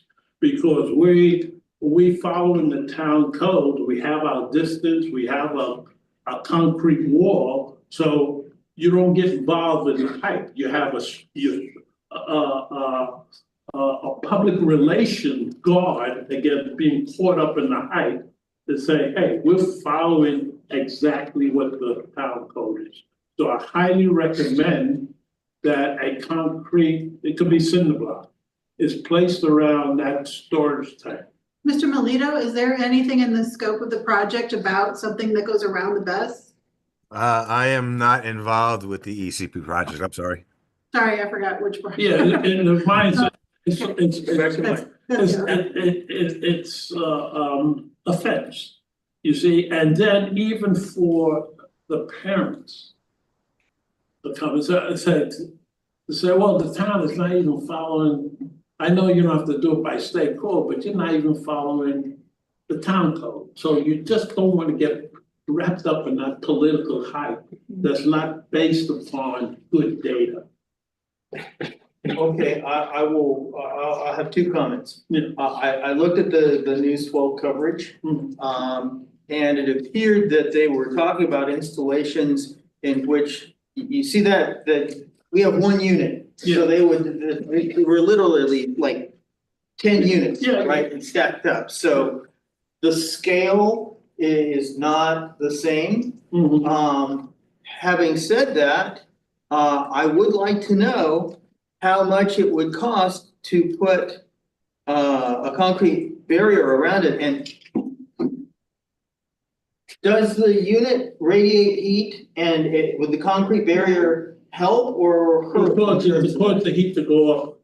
Put the heat to go up. But would it concentrate Not when it's the on heat fire. that's emanating from the bus in and of itself? Right, so how much Okay. the ventilation, right? No, it just that the heat will go upward, and that's why the town code was constructed that way. That is, the state recommends something like 50 feet. The town code is something like 100 feet, 150 feet away. Right, and with the concrete barriers, that's what the town code is. okay, so I think the question was for Mike Messina, the question that Chris asked. So I don't recall there being anything. I think we talked about this once before, but I don't think there was anything in the specs for the final project to do something like this. It's not. That's why I'm bringing it up now. How much would it cost to make a concrete wall around the outside? Concrete or cinder, it could be cinder block with the rods pointed and concrete just poured around. You just make a concrete base in the blocks, rods in it and pour it in. We can ask the contractor to give us a price for that. But Fred, you want to add anything to the conversation? This is more your expertise than mine. Well, right now, we do not have a concrete wall or a block wall around it. There is fencing around the battery energy storage. We did require the contractor to comply with that town code because I think you had sent that to us very early on in the process. So they not only comply with state code, but they also comply with the town code as well. But as of right now, we do not have a wall around there. But as Mike said, we can go to the contractor and ask for a price on that. The town code requires a brick wall around it, unless you're in a big open field. And not close to a residence. That is a town requirement. I believe it was 150-foot separation or something like that to the nearest residence in the town code. And then you have that, before everything, you adopted the town code except for the concrete wall around it. And the way the code read, every installation does not require the wall around it. But when it is, close to residence, it requires it. And I think for a small incremental cost, you take away from this hysteria and say, wait a minute, we more than met the state codes, plus we have this now because we have children, you can make a whole nice logical argument why you're doing an outstanding job. You're taking the extra precaution because kids are around, and for a small, we're talking about large amount of money, and to put in a concrete wall is a small incremental cost. So for the board not to factor that into these projects, what could a wall like that? But could be, but I just don't see the logic in not doing it. Dennis, you had something to say? Yeah, I would just have a concern. I think the wall's probably a good idea, but what about the holding heat, like the day-to-day operations? It's a battery. Does it need air to breathe? That's something that we need to look in how to service it. Like the wall would have to be set back far enough. And that's something that has been thoroughly researched with NYSERDA, Con Edison, the Tesla people for the batteries and everything else. I know because at that time I served as chair of the planning board and was part of the team that wrote the law. So I'm familiar with the law. Can I ask a question? How far back to High Point where does our property end and High Point end? How many? It's more than 150 feet. We have plenty of Mr. Johnson, space. can you go to the next picture? Yeah, sure. Sorry, it's more than 150 50 feet. feet, no, the location is fine. There's nothing wrong with the Yeah, location. so it's more than 150 feet our property so we can put maybe the wall back enough? 100? You just, the wall around it, I don't recall the exact spec, but it goes maybe, 6 feet around the whole thing. I'm just at the top of my head, there's enough space for a workman to get around. Oh, I was thinking a wall. I'm sorry, I misunderstood. I was thinking a flat wall. Like the surrounding. The surrounding. So imagine the thing There's enough space for a workman to walk around, that's all. And that's the way it was designed. And we only, because we gave permission for one in the shopping center. Does that? In the back of the shopping center, and we required a wall around. Can I ask one more question? It might be a silly question, so forgive me if it is. Right now, the parking structure that we have there is with the solar panels are gonna go on top of it. So if we will it create an unsafe situation at all if a fire does occur and people are still parked under the panels? Will the vest create an egress issue, no. Do you know what I'm saying? You have to drive past that to get to where the parking will be. I don't think so. No, it's on the opposite side. You have plenty of room to drive cars. Or would it be better then to have a wall around, because that would prevent? Would it be the opposite? Would it be protecting people more? Maybe it's. I think that the design of that is to shoot the flames up if something does happen, rather than in case if it blows and splatters it, the flames are gonna go up when those things. Okay, so it won't block anyone. No. It would. The location is fine, there's nothing wrong with the location, excellent location.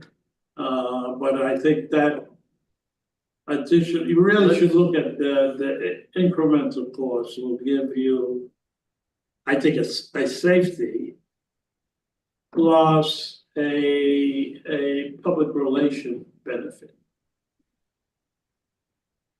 Let's see if there are any pictures. Is that the only, are those, okay, I think we're starting over. yeah, so. While you're looking at those pictures, Mr. Cruz. Megan?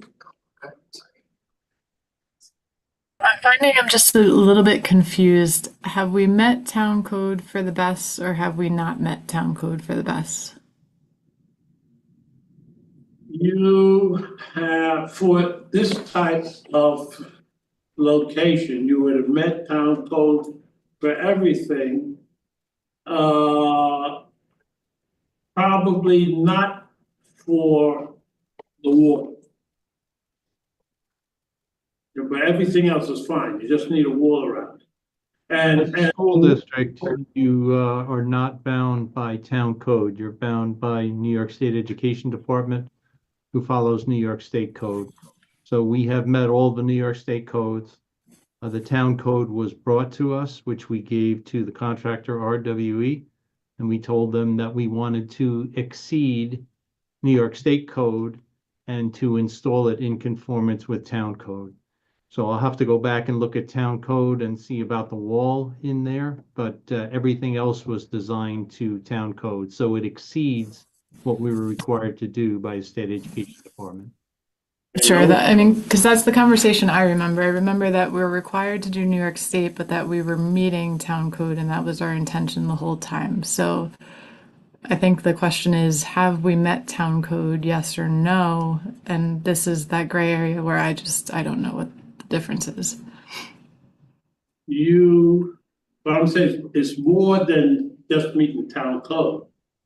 It is a potential political issue for you, and depending on the particular layout of those,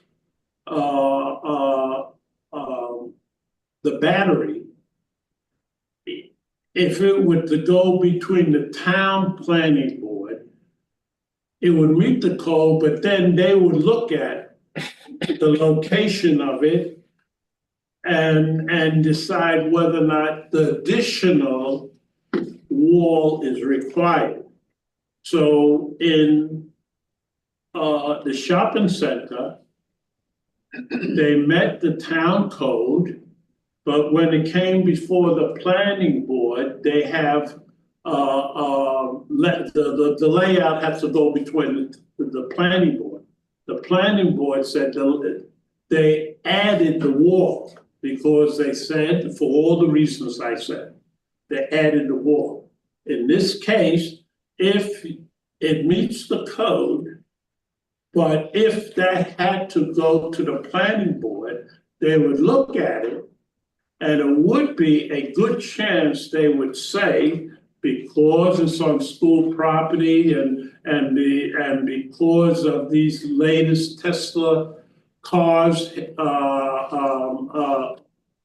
catching on fire, creating these tremendous fireballs, they probably would recommend that you put the wall around.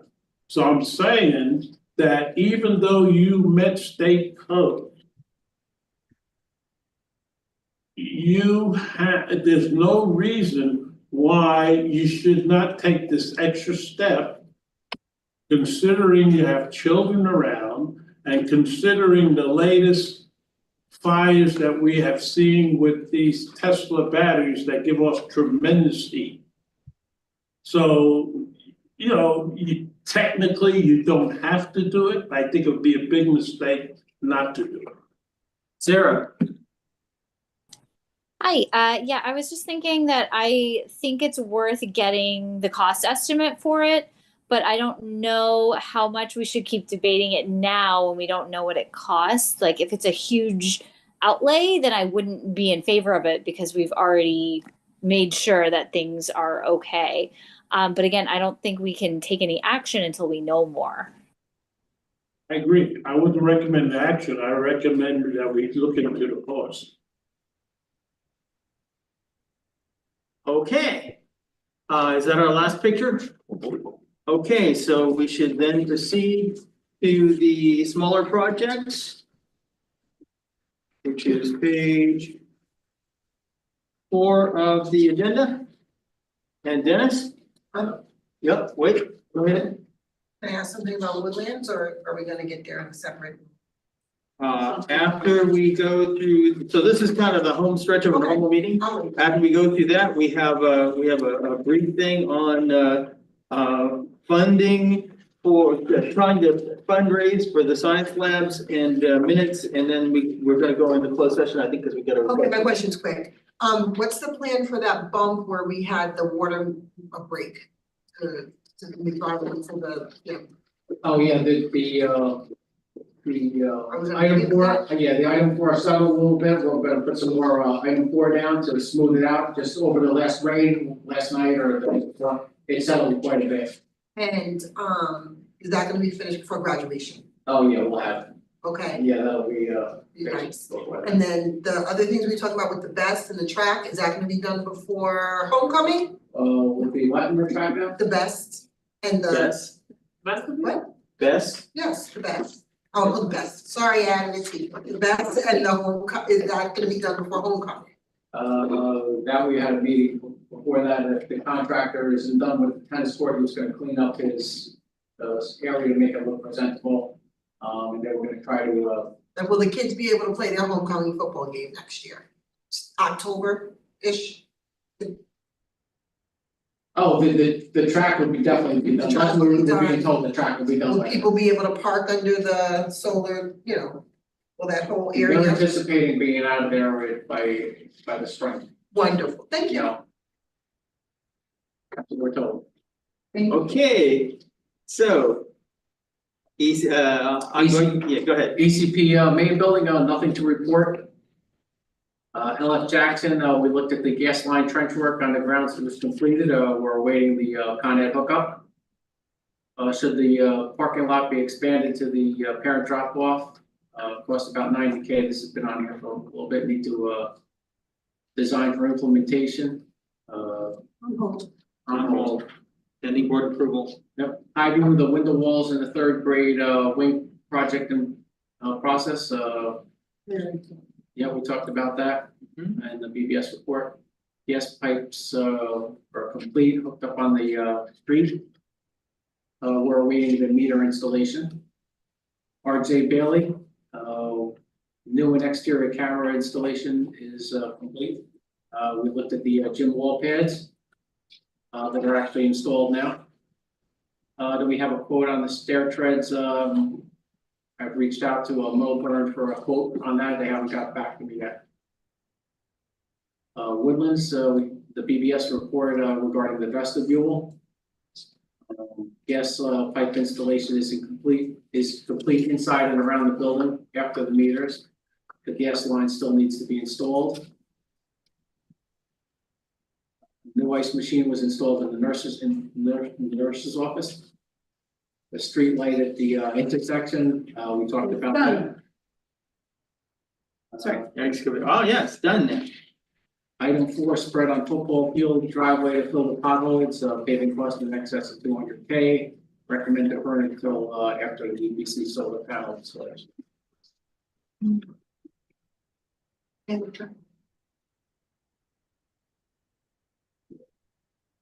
Install time frame for solar carports for the battery station. We could use an update on that. I believe they were still waiting for some parts. Committee member, we talked about enclosing the vest with the concrete sleeve. We talked about the groundwater from the abandoned Verizon fiber optic installation. It's pumped out and it's no longer a problem. The groundwater continues beyond our property line now. We talked about the water main leak of January 22nd, repaired on the 26th, that's completed.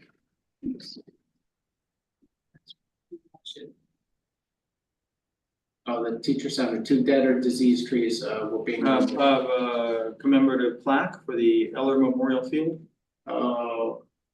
we're still having trouble obtaining those quotes. We had that discussion last time. Right, so I That might be a bundle your plaques. correct. Oh, and there's a policy that we were looking to get to raise the minimum on based on inflation. Correct. The limit was $6.99 for vendors without a And three quotes. that's probably a finance committee. Talking about the finance, yeah, we haven't circled back because of the budget. And nothing new to report at the bus garage. Okay, any questions on any of it? Yes, Katie. Hi, well, first a comment, thank you. This might have been done a while ago, but I just noticed it. Thank you for painting that plywood brown near the gym. Looks good. It's very good. Would never know it was plywood. And my question is there still some sort of trouble with the HVAC work being done at Woodlands for the reason the auditorium, like the heat can't be on or else it goes up to 80 there, and could you speak to that, please? There are still some control issues with the carrier. They have some firmware issues, I'm told, a problem with the programming. They're still continue to work on that. How long is that under guarantee warranty for with those software? The software is more like the controls. Right now it's. You said firmware, sorry. That I don't know. I'd have to defer to the engineers at the energy performance contract. Are they actively working on it, or they just? Yeah, they're actively working on it. Okay. We've had numerous issues throughout the building, and there is one hotspot is fixed. We find another one that was less of a problem, and we're working the bugs out. I have a quick question. We have Jackson, the quote for the parking lot to be expanded, 90K. How recent is that quote? Is it from last year? Does it need to be changed? Is it the year? Beginning of last year. Beginning of, yeah, towards the end of last year. Middle of last school year, yes, correct. Okay, all right. Yes. Well, before we get off of the building issues, I've been in 2 buildings recently and tried to refill my water bottle, and I see the ones I tried, 3 stations in 2 buildings had the yellow, and it's apparently so yellow that no water was coming out. So are we doing our regular filter checks? Yeah, we do our regular our test. When it's yellow, it's still good. Like no water was coming out at all, so it must be. We do have the pressure in certain areas of the buildings. Okay. Has to do with, especially on this campus, if you're upstairs. It's noticeable when somebody's using the sink and you're trying to use the water fountain down the hallway. It's All right, so we don't have the water pressure that we should. So I'll specify then, the 2 up front here at Woodlands aren't giving any water. Okay. Before, the one closer to the media center was, it actually might still give a little bit of water.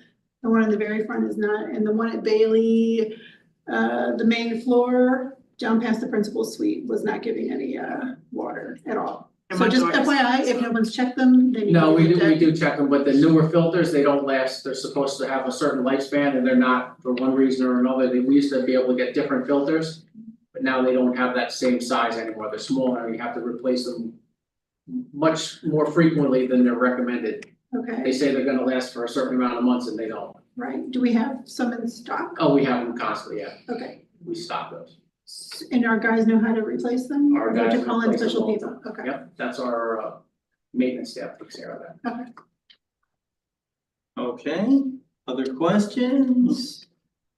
Long term, not part of any of these projects, Yeah. but we have a consistent low pressure problem for the future about putting in a tank and a pump to increase the pressure in the building. Is that something that's in the realm of feasibility, not for now, but that's something we should think about for the future if this is an ongoing problem.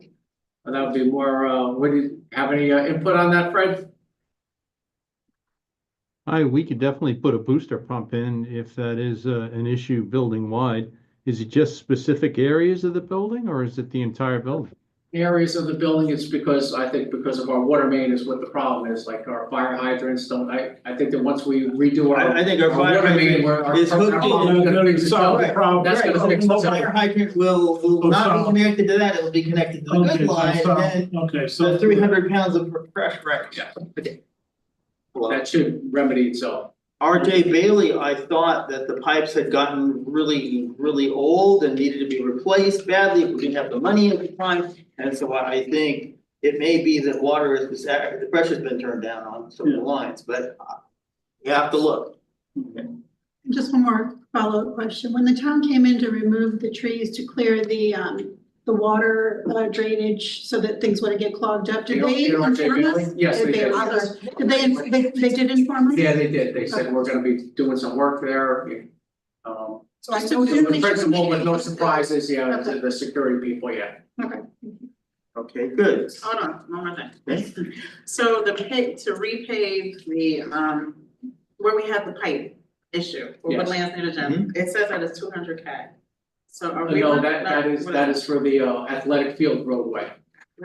all the way going down. All the way down, like from the entrance, all the way down to where the park or, Oh, yeah, that, that's it's a road. gotcha.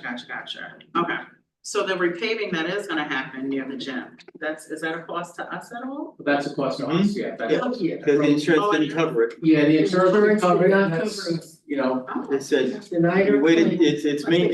you haven't kept up your pipes, they gotten too old. because we haven't maintained our infrastructure. Because we Right didn't now, we didn't randomly dig up our ground to check our pipes and. Okay,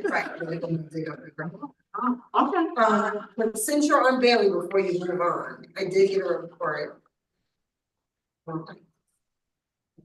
I know it's the season. But what can we do? We can keep the teachers and the staff that if there's no food and it's locked up in bins, the mice, we had a huge problem here at Woodlands. And then the kid, it's non-existent now. And the kids can't feed. All right, let's fix it out daily. But you know what it is, it's where the kids bring food into the cafeteria from the auditorium, they bring it upstairs to the classrooms and snacks, and that's what the problem is, you store Well, the I food. know too, it's underground, I mean, I know it's the season, it got a little warmer, same thing, you know, It's- with our homes that happens from the field. But I know Bailey's, part of Bailey's underground a little bit, right? So I don't know. But if that it's make it- pretty much like when the custodian walks through and he sees like boxes of snacks in closets, and that's what promotes the problem. While we're on Bailey, there's a speed bump that's like kind of damaged. Missing, yeah, Yeah. that'll be repaired as soon as the blacktop plants open up in the spring. Okay. There's the same thing on the Woodlands driveway next to.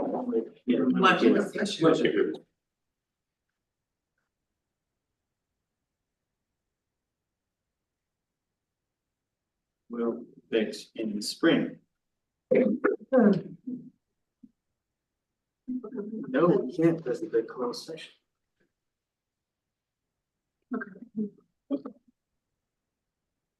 All right, so then we have the science labs, so we have a list of firms that, I guess, Adonia came up with. Yeah, we did, and we are making progress, so this is exciting. So we did have an application for aid since we're around back in November. Have we heard anything yet, Lisa? I'm trying to remember where all this went. I sent letters to all these. And have a date and have her know. Okay, well, at least we're being proactive, right? And so I'm pretty sure it's gonna take more than, some time for them to get back. So thank you. You're welcome. That's good. So Coca-Cola, Mavis and Montefiore, TBD. I just haven't found an address yet. Gotcha, okay. I just don't wanna send it to a Anyway, random address. I'm looking for more of, funding opportunities in those Okay. companies. That's what I did with all the others. okay, I can maybe roll up my sleeves and help out too. Because I know someone that works at Mavis. Haven't talked to him in a while, but I can be back in something. Okay, bring up the minutes if you want.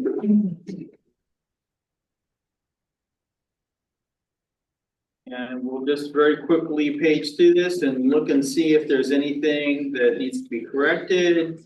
If anybody's name is misspelled at the beginning.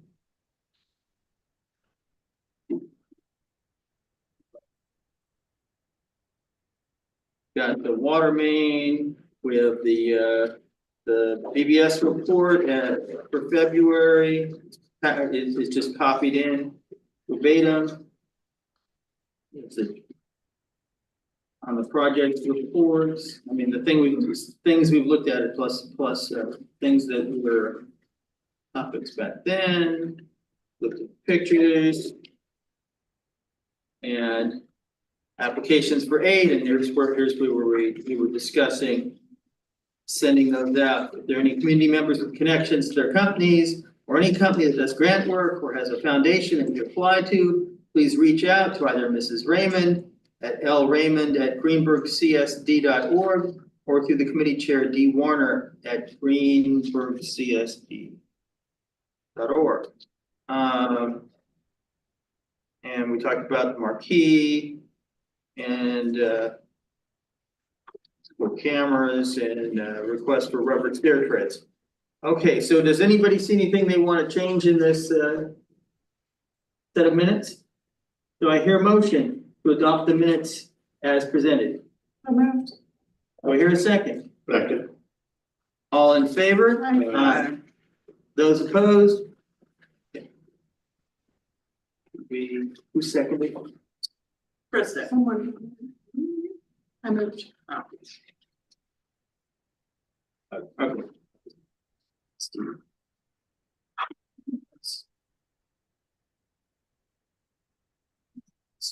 Presented. Okay. Now, I believe we have a request to go into closed session. Is that correct?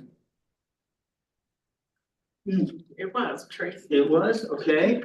And for purposes of, are we discussing a contract or is a bid numbers or are people's identity, are names gonna be named? For individuals or? Say the reason. Can you give me a generic reason? What's coming? You invite whoever you want to. I don't have our wording. Is it contractual issues? Okay, we'll say contractual issues. But, And who would you like to have in the executive session? I don't know how detailed the comment. so at this point, if it's been moved and seconded, we could Yeah, but- stop the live stream. Okay, Yeah, okay, we're about to, okay. all right, So contractual issues. Okay, so are you moving? sure. Okay. And do I have a second? Second. Okay, A second. And before we stop the live stream, are we going to adjourn out of exec session? Or will we come back live to adjourn, we will, just to inform what we do next? if we're going to take an action, We have as to a come back result, live. then we have to come back live. And if we don't, we can adjourn from exec session. Well, So I there don't. may or may not be a part two. So I don't know what this is, okay. Well, you could take it. All right, so just to be safe, we'll come back, and if nothing happens, nothing happens. But then you have to take the guests off the Zoom. Well, these are members, mostly. All right, Oh, so. so there's Zoom and it's YouTube, we're cutting off YouTube. Okay. We're keeping Zoom, Okay. okay, so, Well, no, wait a minute. If it's exec session, it's people from the district, right?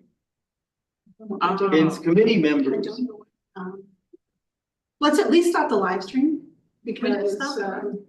I'll stop it right now. All in favor?